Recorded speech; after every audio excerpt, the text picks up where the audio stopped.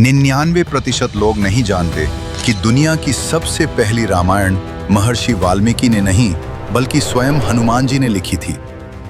लंका विजय के बाद जब प्रभु श्री राम अयोध्या लौट आए और राजपाट संभाल लिया तो हनुमान जी कुछ दिन उनकी सेवा करने के बाद तपस्या के लिए हिमालय चले गए। वहां भगवान शिव की आराधना के दौरान वे रोजाना अपने पास मौजूद एक विशाल शिला पर अपने नाखूनों से राम कथा लिखते रहे। कई वर्षों की तपस्या के बाद उनकी रामायण पूरी हुई। उसी समय महर्षि वाल्मीकि ने भी अपनी वाल्मीकि रामायण पूरी कर ली थी। वे बहुत प्रसन्न थे और अपनी रचना भगवान शिव को समर्पित करने के लिए कैलाश धाम पहुंचे। वहां उन्होंने देखा कि हनुमान जी पहले से मौजूद हैं और उन्होंने चट्टानों पर रामायण लिखी हुई है। जब वाल्मीकि जी ने हनुमान जी की लिखी रामायण पढ़ी तो वे निराश हो गए। हनुमान जी ने उनसे उनकी मायूसी की वजह पूछी। महर्षि वाल्मीकि ने कहा, हे अंजनी पुत्र, मैंने बहुत कठिन परिश्रम से रामायण लिखी है ताकि संसार मुझे याद रखे। लेकिन आपकी लिखी रामायण इतनी अद्भुत है और उसमें इतना भाव है कि इसके सामने मेरी रचना फीकी है। आपकी रामायण पढ़ने के बाद मेरी रामायण को कोई महत्व नहीं देगा। ये सुनकर हनुमान जी मुस्कुराए। वे मान सम्मान के भूखे नहीं थे। उन्होंने वाल्मीकि जी को चिंता मुक्त करने के लिए एक बड़ा फैसला लिया।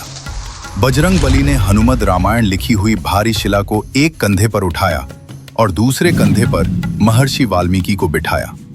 वे उड़कर गहरे समुद्र के बीच गए और प्रभु राम को समर्पित करते हुए अपनी बरसों की मेहनत उस शिला को पानी में फेंक दिया। महर्षि वाल्मीकि यह त्याग देखकर दंग रह गए। उन्होंने कहा, हे राम भक्त, आप धन्य हैं। आपकी महिमा के गुणगान के लिए मुझे एक और जन्म लेना होगा। उन्होंने वचन दिया कि कलयुग में मैं एक और रामायण लिखने के लिए जन्म लूंगा जो आम लोगों की भाषा में होगी।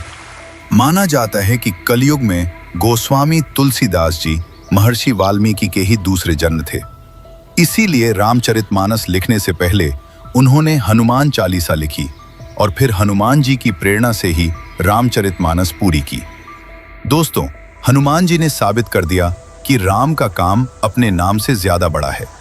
इस महान त्याग के लिए कमेंट में जय सिया राम लिखें। हनुमान जी बाल ब्रह्मचारी थे, फिर भी उनका एक पुत्र था। ये बात 99% लोग जानते ही नहीं, लेकिन ये बिल्कुल सत्य है। वाल्मीकि रामायण में हनुमान जी के पुत्र के जन्म की कथा विस्तार से बताई गई है। जब हनुमान जी ने लंका जलाई थी तब अपनी पूंछ की आग बुझाने के लिए वे समुद्र में उतर गए। उस समय उनके शरीर से पसीने की कुछ बूंदें समुद्र के पानी में गिर गईं।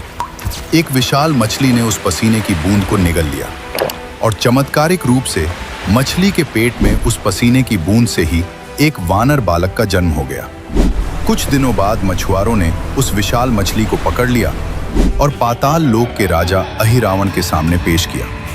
जब अहिरावण ने उस मछली को काटा तो वे देखकर हैरान रह गए कि उसके पेट से एक वानर रूपी बालक निकला। अहिरावण ने इस बालक को पाल पोसकर बड़ा किया और उसे पातालपुरी का मुख्य द्वारपाल बना दिया। इस बालक का नाम पड़ा मकरध्वज। दोस्तों, आगे बढ़ने से पहले इसे लाइक करके कमेंट में जय बजरंगबली जरूर लिखें और चैनल को सब्सक्राइब करना न भूलें। पौराणिक कथाओं में बताया गया है कि जब युद्ध के दौरान अहिरावण ने छल से राम लक्ष्मण का अपहरण करके उन्हें पाताल लोक में कैद कर लिया था, तब हनुमान जी उनकी खोज में पाताल लोक पहुंचे। वहां 7 द्वार थे, जिनमें से 6 द्वारपालों को हनुमान जी ने आसानी से पराजित कर दिया। लेकिन 7वें द्वार पर पहुंचते ही वे चौंक गए, क्योंकि वहां जो वानर पहरा दे रहा था वो बिल्कुल उन्हीं की तरह शक्तिशाली था। हनुमान जी ने उससे पूछा, तुम कौन हो और बिल्कुल मेरी तरह क्यों दिखते हो? तब उस वानर ने उत्तर दिया, मैं परम पराक्रमी हनुमान का पुत्र मकरध्वज हूं। ये सुनकर हनुमान जी स्तब्ध रह गए और बोले, ये कैसे संभव है? मैं तो बाल ब्रह्मचारी हूं, फिर तुम मेरे पुत्र कैसे हो सकते हो? तब मकरध्वज ने विनम्रता से अपने जन्म की पूरी कथा हनुमान जी को सुनाई। हनुमान जी ने ध्यान लगाकर देखा और अंत में स्वीकार किया कि वो सच में उनका ही पुत्र है। तो दोस्तों, ये थी मकरध्वज के जन्म की अद्भुत और रहस्यमय कथा। हनुमान जी ने पंचमुखी रूप क्यों धारण किया, वो रहस्य जानना चाहते हैं तो नीचे वीडियो का लिंक दिया गया है, आप पूरा वीडियो देख सकते हैं।